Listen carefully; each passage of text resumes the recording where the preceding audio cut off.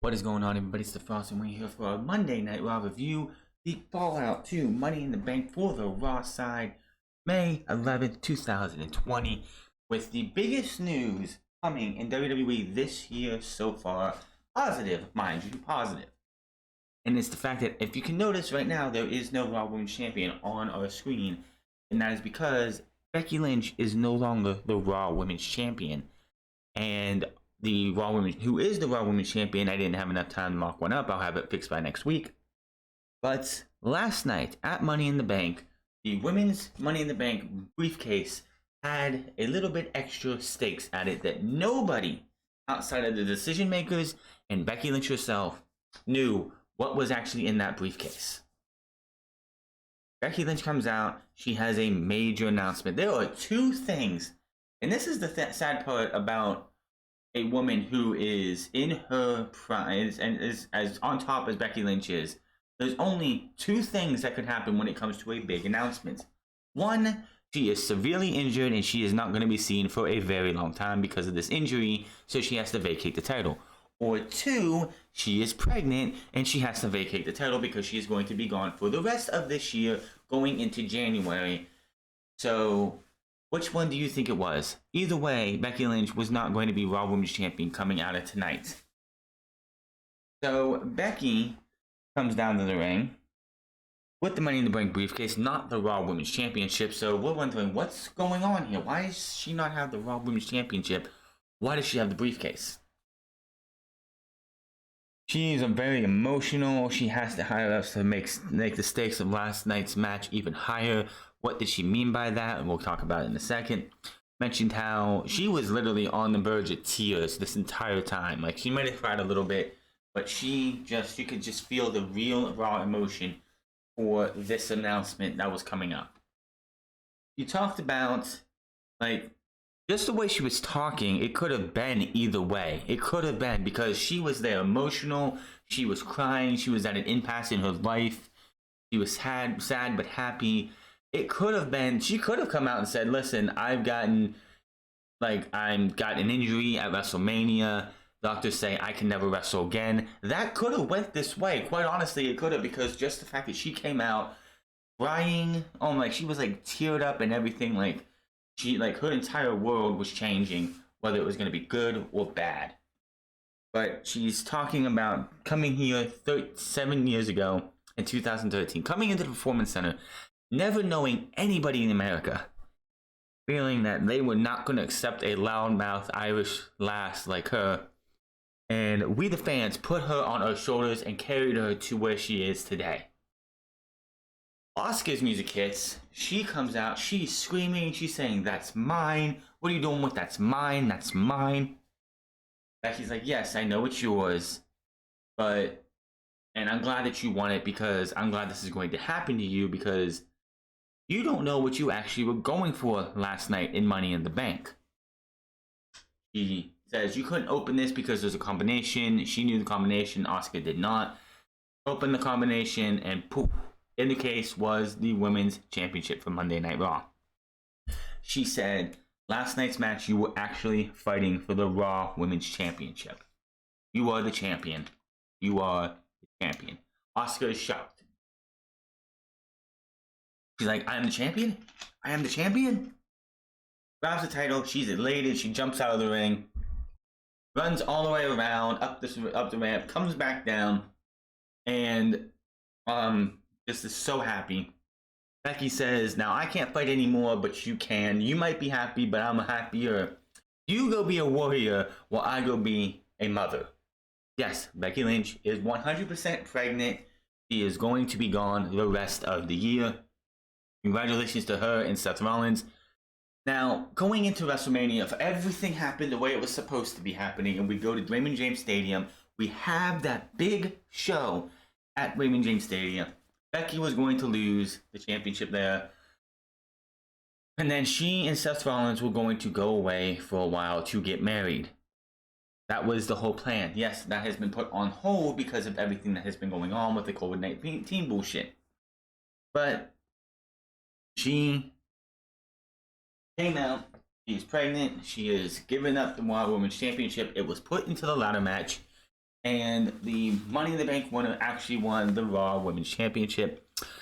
Now, a lot of people, this one's going to definitely divide people because the Money in the Bank briefcase is meant to be for a chance to win a championship. You're not supposed to win the championship in this ladder match. And also, only person who knew this outside of the quote-unquote decision makers was Becky Lynch. Nobody else was cued in on this. We didn't know until tonight. So, Asuka is officially the Raw Women's Champion. She has been Raw Women's Champion officially since last night. Great for her. Now I understand why Shayna Baszler didn't win the Raw Women's. Why she didn't win Money in the Bank. I don't think they wanted to go there yet with Shayna Baszler. That's why she didn't win at WrestleMania. But I guess Asuka, which now makes Asuka the second Grand Slam champion in women's history, women's wrestling in WWE, right behind Bayley, who of course was the first. So of course, this shocks Asuka. She congratulates her. She's doing a Becky chant, and Becky just walks up the ramp. She's in tears. She's happy that Asuka is the women's champion. She has said that she is so proud that Becky said that Asuka beat her when no one else could, and she's really happy that out of everybody in the back, that it's Asuka who is now the Raw Women's Champion. She is proud that it was going to her and not to Shayna, not to Nia, not to anybody else. So that was all of that. And then we go to the back after we come from break, and she's backstage with, Becky is backstage with, I think it was I think it was Shelly Caruso, when Ricochet, Rey Mysterio, the Street Profits, Bianca Belair, Natalya, and a bunch of other ones come in and celebrate with her, making her all feel happy inside. It's a good moment for her. Congratulations. It's 400 days. And it's over like that. I can't fault Becky. I mean, it happens. Maybe it's not something her and Seth expected right now, but it's happening. And she's going to be gone the rest of the year. Becky Lynch, if things work out right, well, I'm not saying she probably was pregnant all of last month. That's why she hasn't been seen in months, weeks. We wondered, where has Becky Lynch been since WrestleMania? She's been off being pregnant. That's exactly it.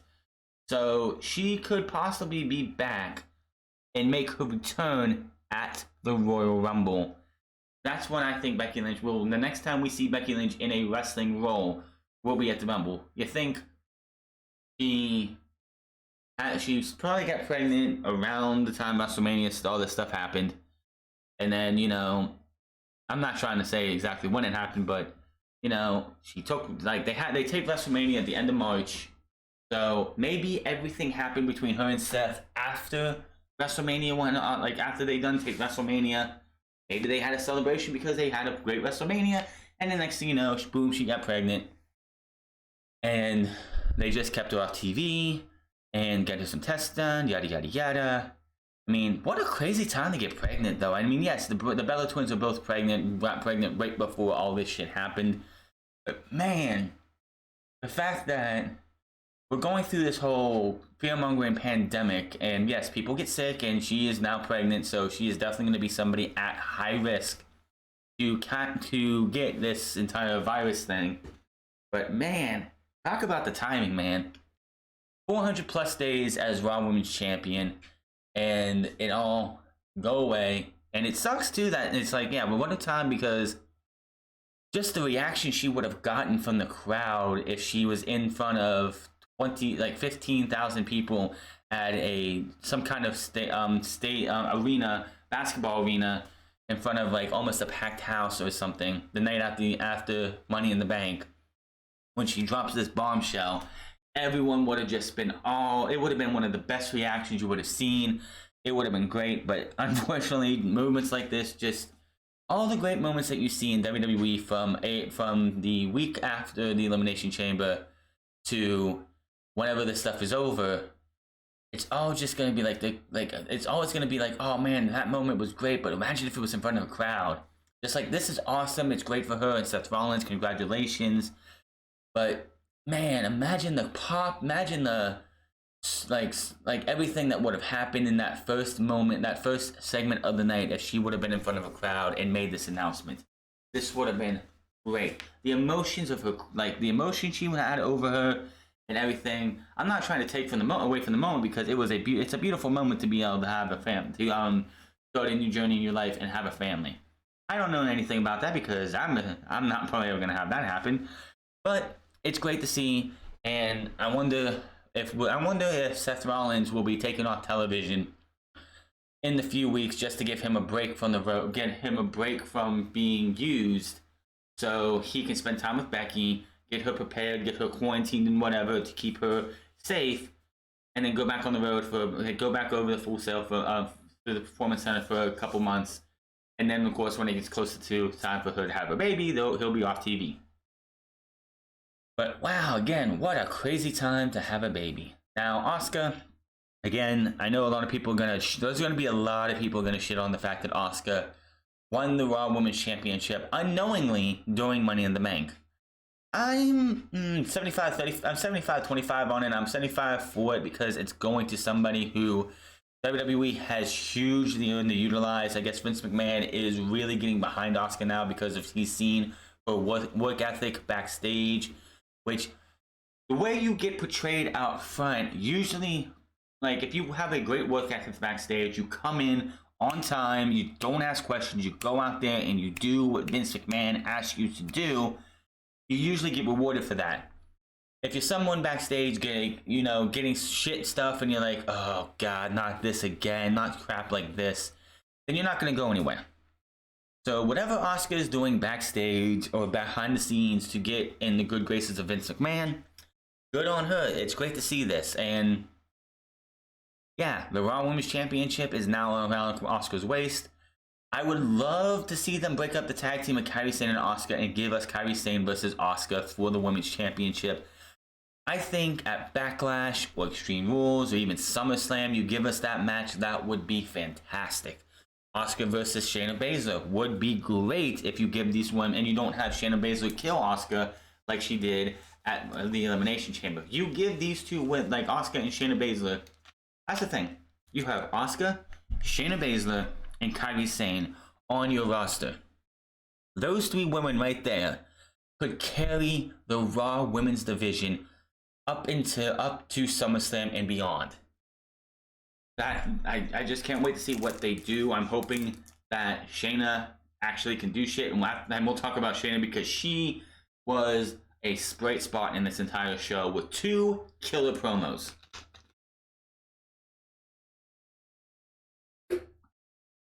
Let me go to Bobby Lashley versus Humberto Carrillo.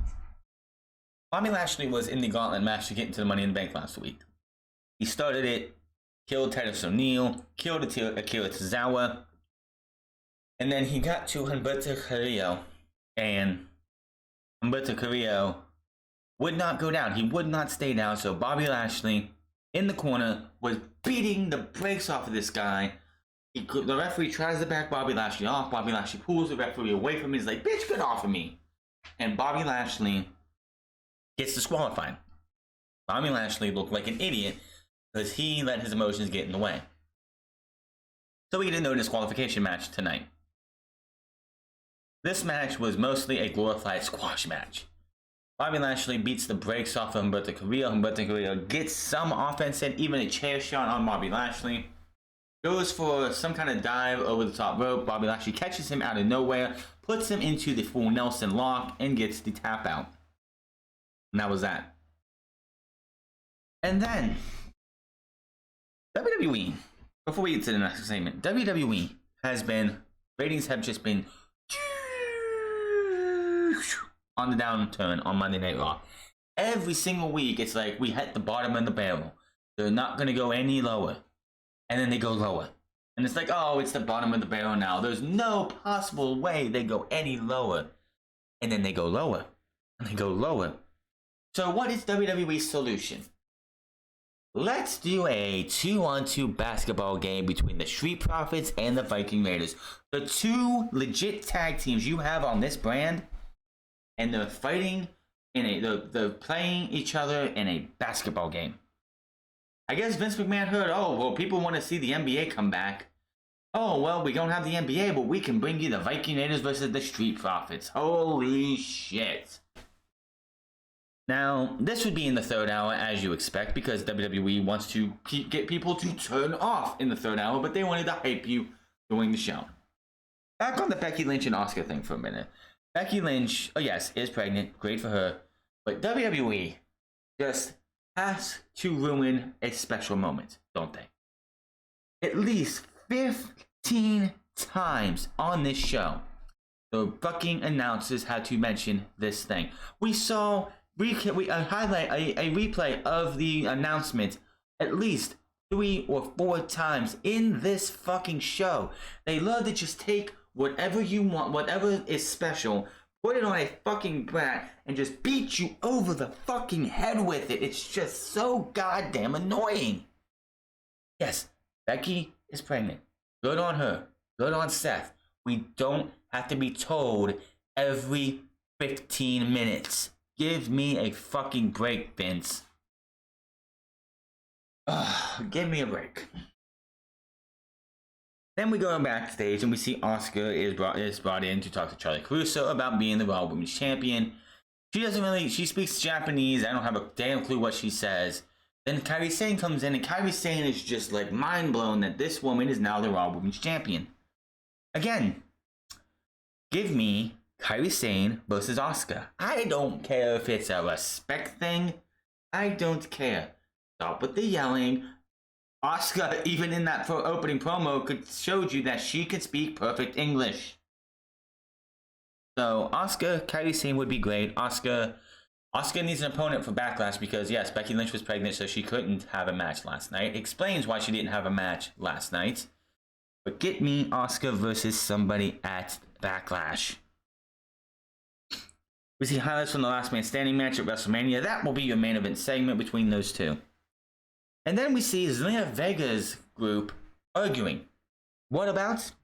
I don't have a fucking clue. Apparently, Tom Phillips said Austin Theory was in action next. We go to commercial break. We come back and it's Angel Garza versus Akira Tozawa for whatever reason. Wasn't Austin Theory supposed to be in competition? Why is Angel Garza? The entire match, Angel Garza is beating up on Akira Tozawa, looking and taunting Austin Theory. You think you can better than me? I could do this all day, all night, and blah, blah, blah. And he's just taunting Austin Theory. Hits the wing clipper while he's taunting Austin Theory. Pins Akira Tozawa. Then these three guys, then Austin Theory gets in his face. But Andrade gets in between them too. He raises on Garza's hand. Out comes Drew McIntyre. Drew McIntyre's like, oh, you guys aren't... I was getting worried. You guys are out here arguing and everything. You guys on the same page now? You want to fight me? Come on, fight me. Boom! A Claymore kick right to Austin Theory. Garza and Andrade are laughing about what happened to Angel Garza, Austin Theory. I'm sorry, what the fuck happened to this group? Right after WrestleMania, you made this group look like the next big threat in WWE. They were beating down all their opponents on 1 week of Raw. And then, were they buried right away for the week after? No. But they started to chip away at whatever they built up in that 1 week. And now, there's dissension. You have Austin Theory getting Claymored, and the other two are laughing about it. And Angel Garza takes a Claymore as well. And then we come to Andrade, who gets in his face. And Drew McIntyre's like, be a man, come on, be a man. We have a match. Really good match between these two. Really, really good match between Andrade and Drew McIntyre. Hard fought. Andrade looked like he could get the best of him almost. But in the end, Drew McIntyre hits the Claymore. 1, 2, 3. After the match, he says, he didn't come out here for a match, but I always come dressed to work because anything can happen. But I did come and talk about 2 things. First, his Money in the Bank win was a hell of a fight by Seth Rollins, who brought it. You let them up, you line them up, I will knock them down. But the next thing was the brand to brand invitation. Before the show went on the air tonight, we had talk and rumors of them bringing back the wildcard rule in a somewhat new form. because the networks see the ratings are going down and wonder, how can we get the ratings to come back up? And they're using a limited roster. They're not even using their full rosters on Raw and SmackDown. Even though they've never used their full rosters on Raw and SmackDown, but they're using a lot less. So they come up with the idea that let's do the Wildcard Rule 2.0. USA, did you not remember that last year when you did the Wildcard Rule, the ratings sank week after week after week after week? So now, bringing the fucking wildcard rule back in a new form, calling it the brand to brand invitation. And on top of that, who does Drew McIntyre say they invited first? Would it be Daniel Bryan, the returning Jeff Hardy, Sheamus, Cesaro, Shinsuke Nakamura? No. They bring Baron Corbin. So next week's main event, in another main event for Monday Night Raw, Baron Corbin takes on Drew McIntyre. And they wonder why the ratings are falling. Down. This is not going to be a solution. This is going to backfire in their face, and we're just going to be sitting here laughing while it happens. Nothing good came out of the wildcard rule. Nothing good came out of that entire summer last year. We got the 24/7 garbage, which has been off our TV since WrestleMania because Rob Gronkowski won it and then took it to the NFL.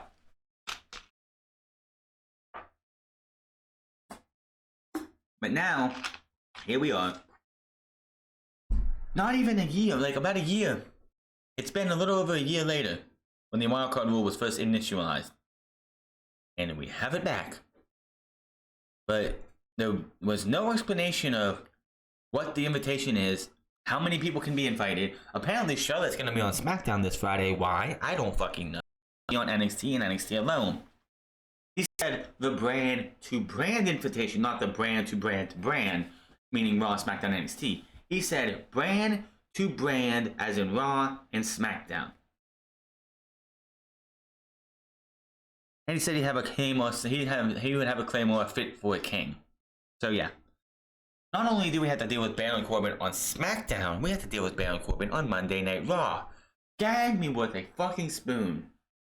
On top of the fact that they're starting to push Jinder Mahal again, this is what you think is going to bring ratings in? Because Baron Corbin has proven to be such a ratings draw. Isn't Baron Corbin usually in the lowest rated segments on each and every show? So putting him with a very popular WWE champion, you expect ratings boosts. Wow. If you would have said we invited somebody and it was Daniel Bryan, I'm like, oh damn, Drew McIntyre versus Daniel Bryan, that should be a hell of a match. Drew McIntyre versus Cesaro, oh my god, that would be a fantastic match. Drew McIntyre and Shinsuke Nakamura, if you let these two go do something, oh my god, that would be a hell of a match.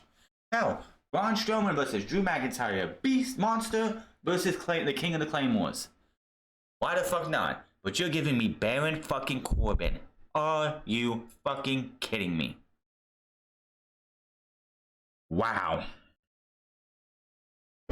Just wow.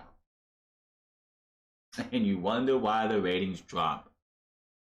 Well, it doesn't help the fact that we had a new set of tapings tonight and there are still no talent at ringside to liven the fucking show. AEW has been doing it. AEW is going to continue to do it. And guess what? The show feels so much fucking better. Yet WWE and Vince McMahon doesn't want to do it because they don't want to be seen copying AEW. Even though Vince McMahon knows better than anybody, copying is what is part of the game. When you have wrestlers going out there copying styles of their favorite wrestlers when they grew up. You have talents that copying gimmicks and making it their own. You have promotions copying match types and making it their own. Why can't Vince McMahon get it through his fucking head that these shows need some kind of crowd? I don't give a shit if there's 5 spread apart on each fucking side. As you could, like the Street Profits, put the Street Profits out there and let them go fucking crazy and be like the But Austin Gunn that you hear on AEW, because Austin Gunn on AEW makes the most noise out of everybody and helps make that sound like an actual crowd there. Put the Street Profits out there on one side and put somebody else on the other side. I don't care if it's 4 people. Montez Ford can give you an atmosphere all on his own. Give us that. Because, my God, these shows suck without a crowd. We go to the back. MVP, he's talking to Bobby Lashley. And he's asking him, when was the last time, he said that Full Nelson was great that you did, but guys like Kira Tozawa, way to bury NXT some more, and why do you think people don't watch NXT? But why are you dealing with Akira Tozawa when somebody from SmackDown is facing the WWE Champion? Hell, when was the last time you got a WWE Championship match? Rhetorical question, don't answer that, I'll answer it for you. It was 2007. You know what else happened in 2007? I was signing the most lucrative contract in WWE history. And what has changed since then? I'm back here now, and you're still doing the same that you were before. Stuck in your own mind.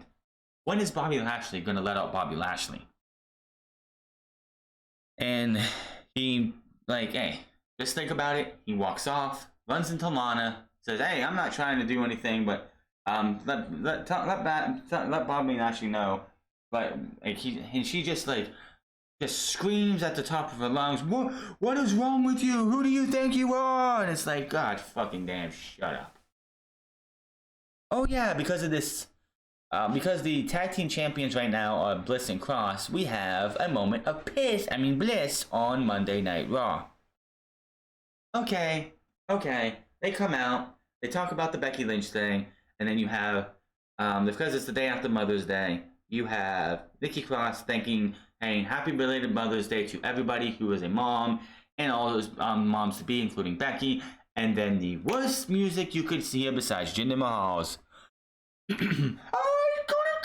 Oh, God.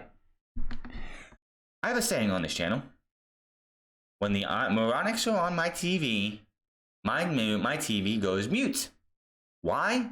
Because they have been gone for 7 months. What happened to that repackaging of the Iconics? What happened to that? Because that was all bullshit lies. But they still sound awful. They're on there, blah, blah, blah, blah, blah, blah, back and forth, we get a match. The Moronics versus the Tag Team Champions. I could give 2 shits about this match. The only thing I could see was that the Moronics cheated and won and beat Alexa Bliss. So guess what happens next week? Next week, we get the Moronics versus Bliss and Cross for the Tag Team Championships. Holy shit. If you give those titles back to the Moronics, you're wasting our fucking time. Just burn these titles to the ground. I'm all for giving the women as many things to fight for. But a set of tag team championships was not it. Giving them a secondary title, one on Raw, one on SmackDown, would have sufficed. Hell, giving them a secondary title that could go for both brands would have sufficed. Tag team titles was not it. When you look at the landscape of the women's division, and Bliss and Cross are the only legitimate tag team on SmackDown. You broke up Mandy Rose and Sonya Deville for the storyline with Otis, and the only other legit tag team on TV, in one half of them is the Raw Women's Champion. You can't have 4 tag teams in a division. Hell, Monday Night Raw's tag team division for the men are the Street Profits and the Viking Raiders, and that is it.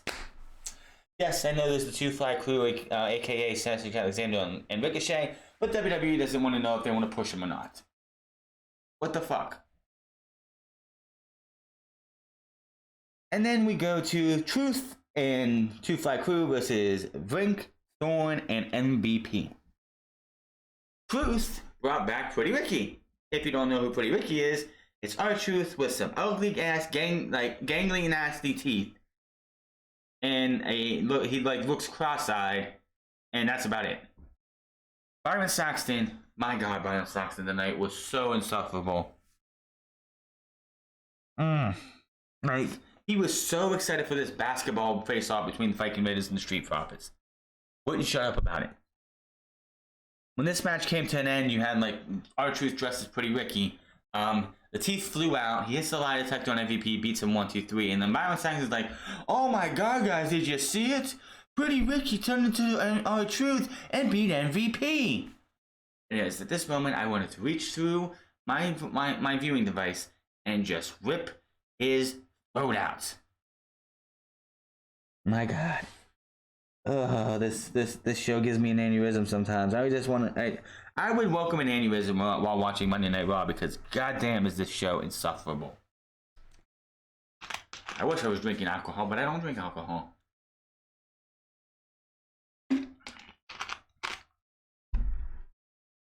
After the match, though, Bobby Lashley's music hits.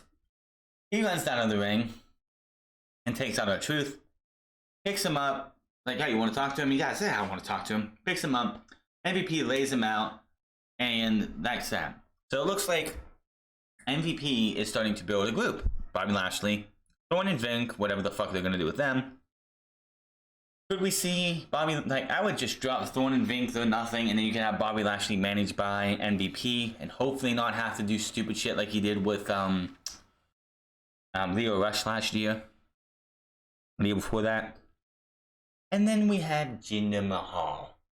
He is honored to be back on Monday Night Raw. He's honored and excited to have his boy be WWE champion. He says he deserves to be respected and loved and revered by the WWE universe like his buddy, Drew McIntyre. He's made mistakes in the past and he's learned from them. And when his road to the top will be a hero's journey. This is going to be Drew McIntyre's future. Jinder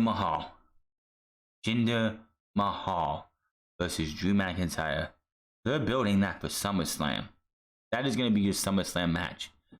And if I would not be surprised if WWE and Vince McMahon in his infinite knowledge, sarcastically, would give Jinder Mahal a second WWE Championship reign.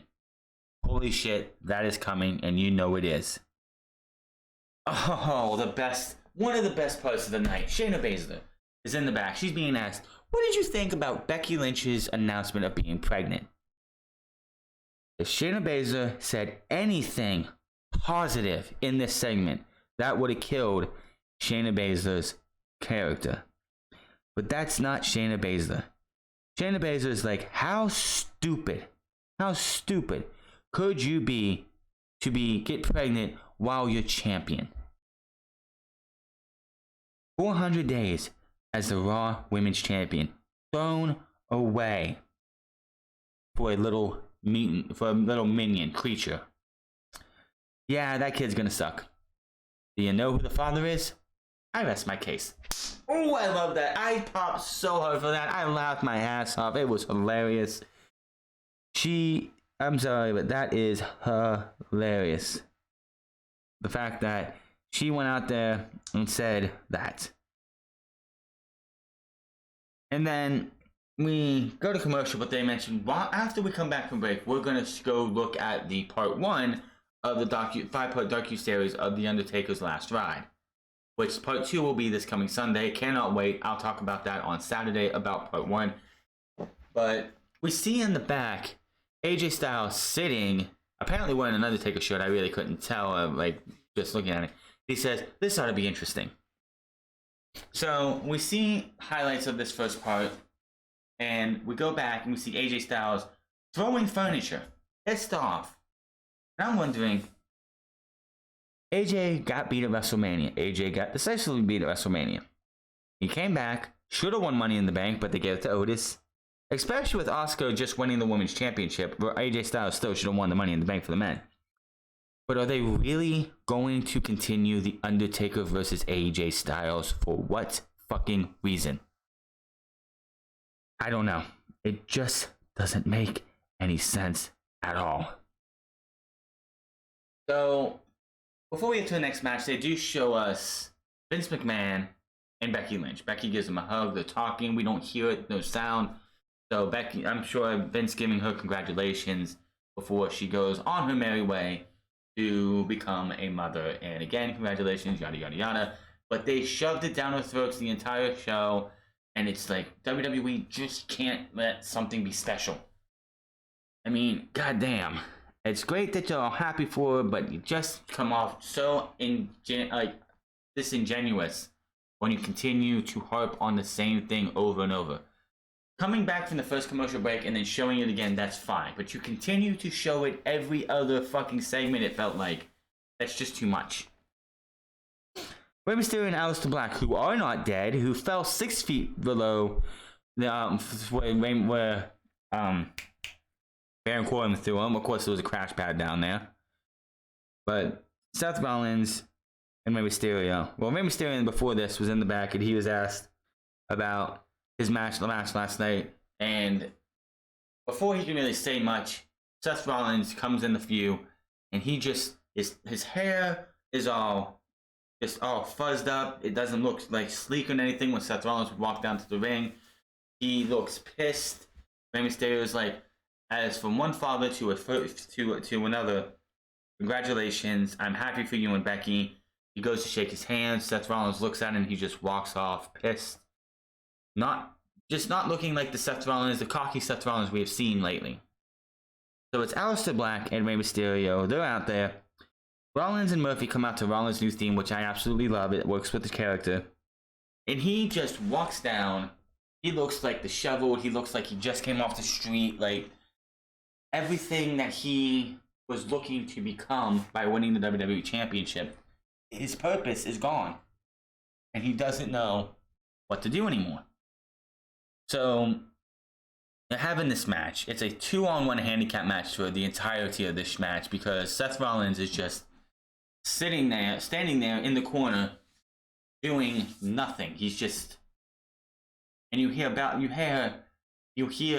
every so often Murphy saying, "Seth, come on, Seth, come on, Seth. What are you doing, Seth?"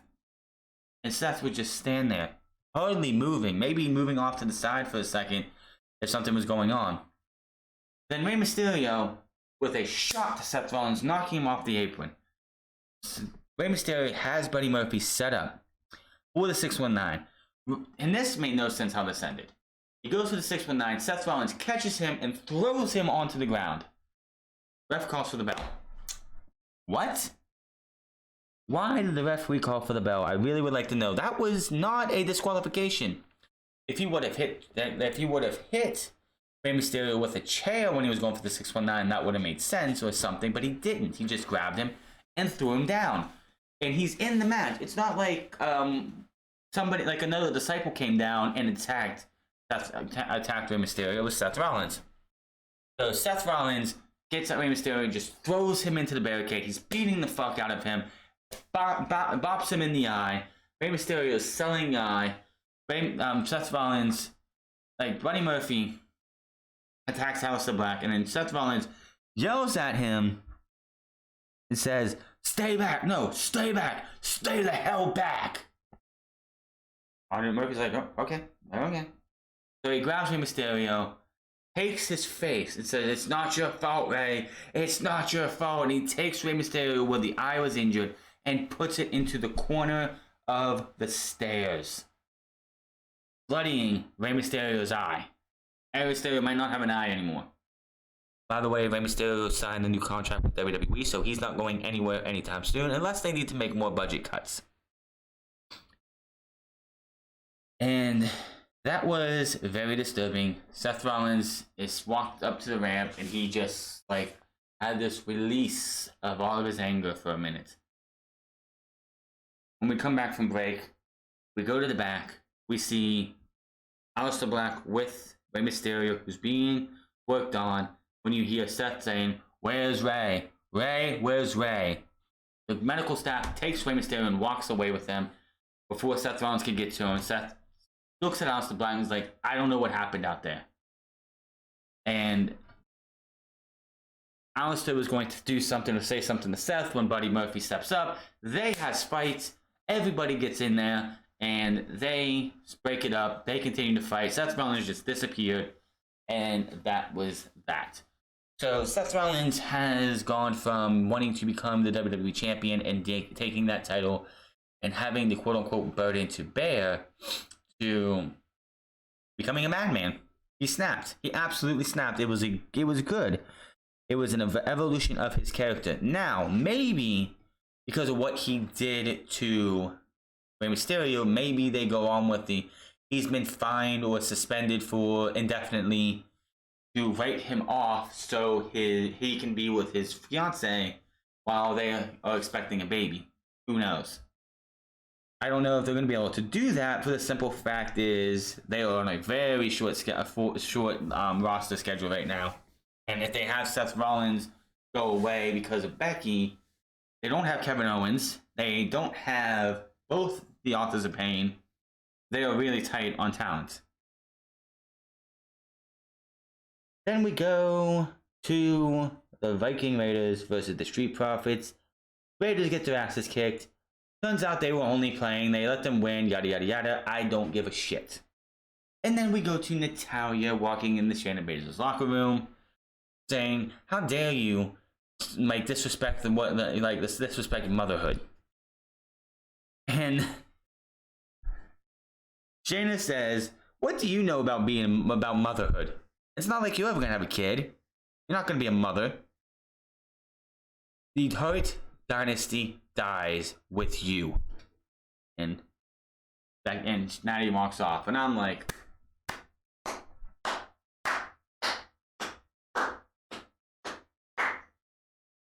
holy shit, that was amazing. I'm sorry. I love the promos that come from Shayna Baszler because you can tell she gives no fucks about hurting somebody's feelings. Shayna Baszler still does not feel like somebody that they write down what she has to say. They actually let her say what she's allowed to, she can say whatever the fuck she wants to say. She sounds genuine still. How long that lasts, I don't know. They're trying their best to keep the life support on the main roster career of Shayna Baszler. That was fantastic though. Still, the line of the night is, that kid's gonna suck. And you know who the father is. I rest my case. That right there, line of the night, line of the week, line of the fucking year.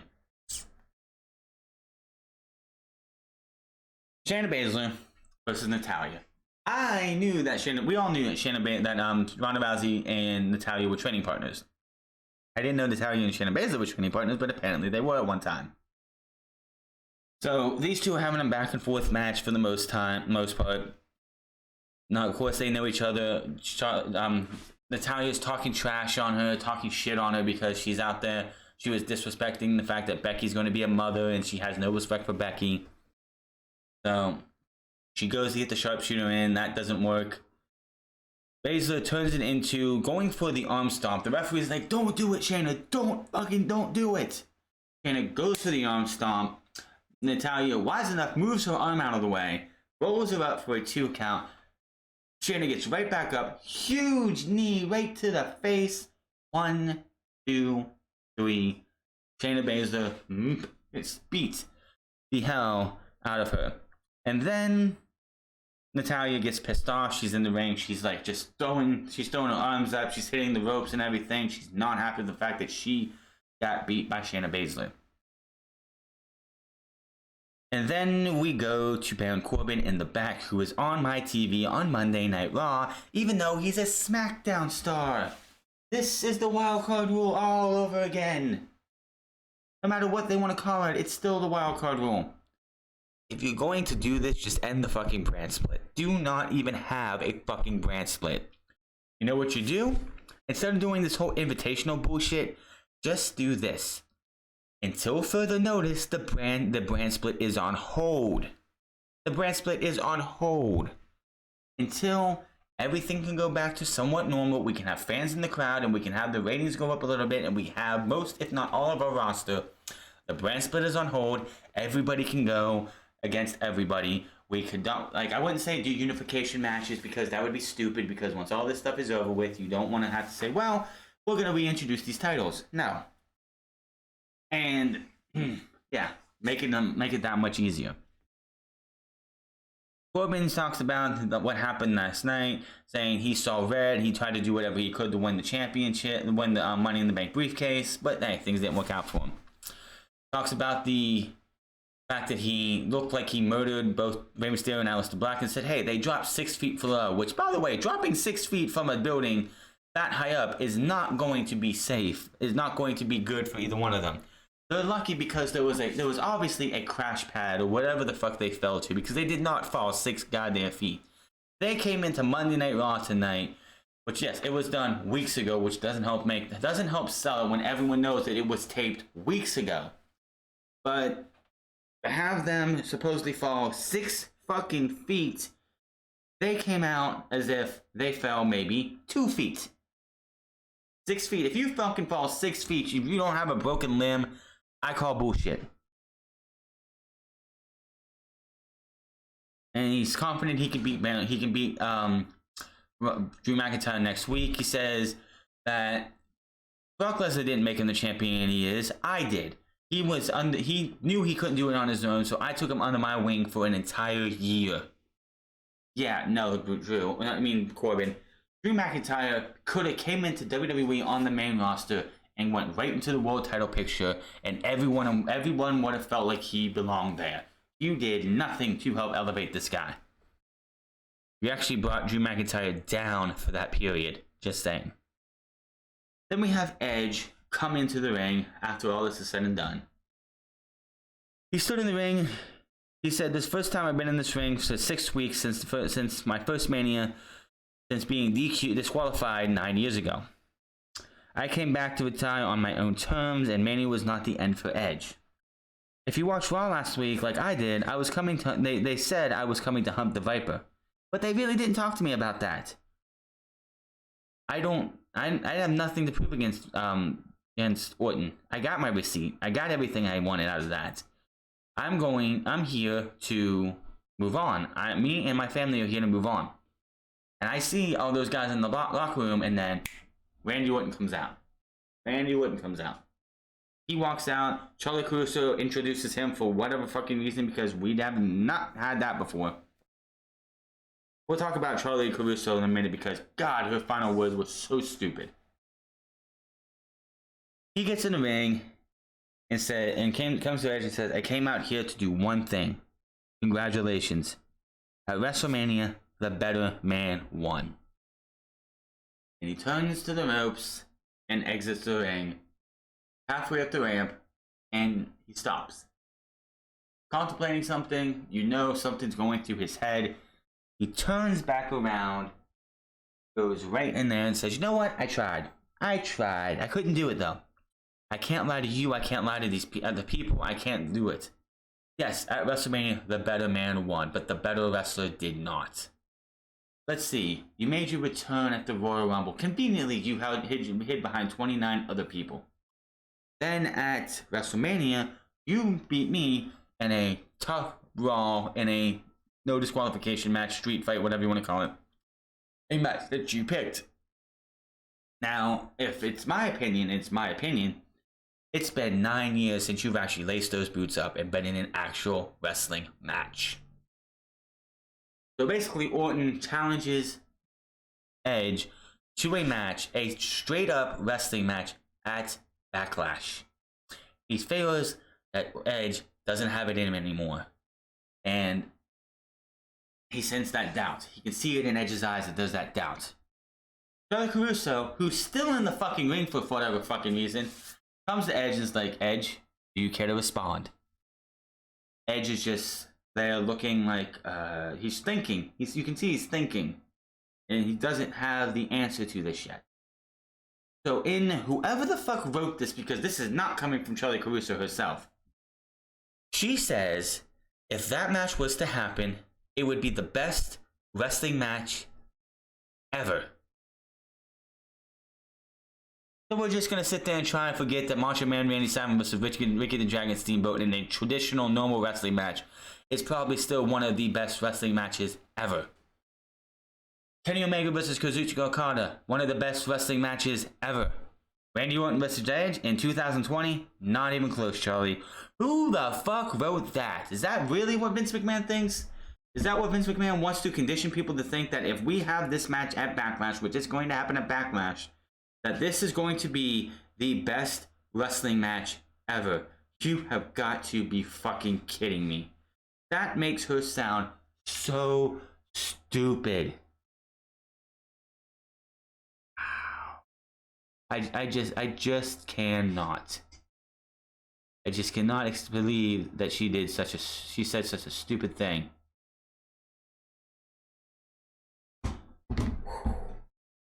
WWE just, it is Monday Night Raw, but why? Just why can they not get something straight?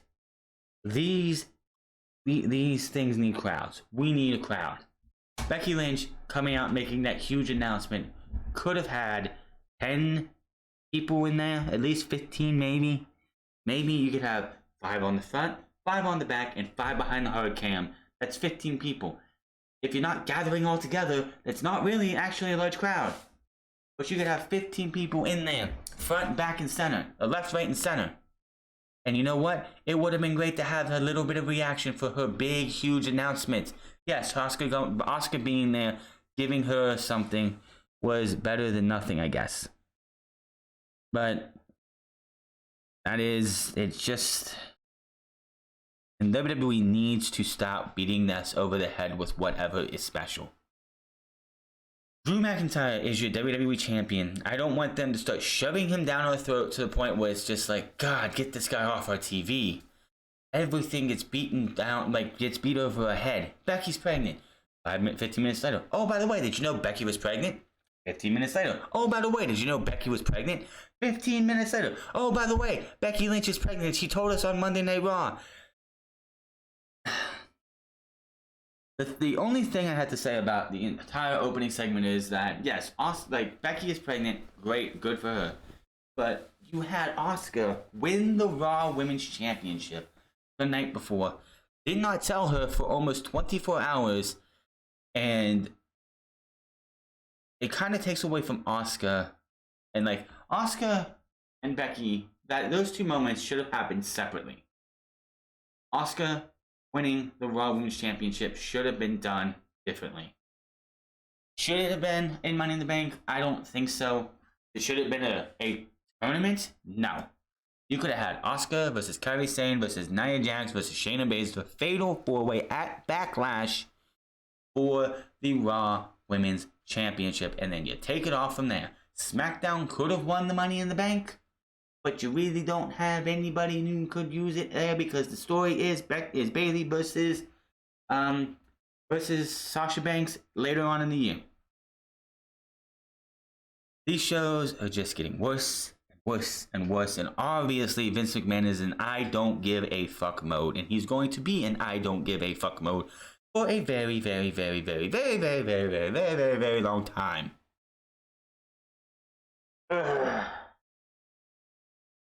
But that is your Monday Night Raw review. Hit that subscribe button, comment down below, like or dislike this video. Find me on Twitter at The France Club. Find me at twitch.tv/The France Club. And I will see you guys Wednesday for TNT, AEW. See what is going to happen there. But I'm getting out of here, and you guys have a good one.